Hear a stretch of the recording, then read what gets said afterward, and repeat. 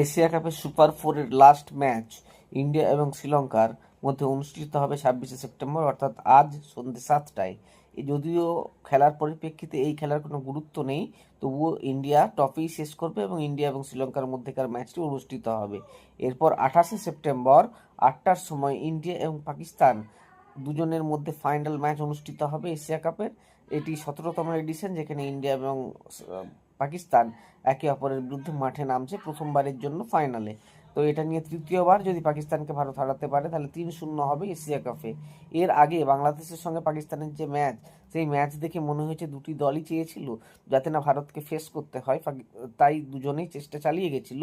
যদিও শুনতে খারাপ লাগলেও এটাই সত্যি, বাংলাদেশ সাফল্য লাভ করে এবং তারা টুর্নামেন্ট থেকে ছিটকে যায়।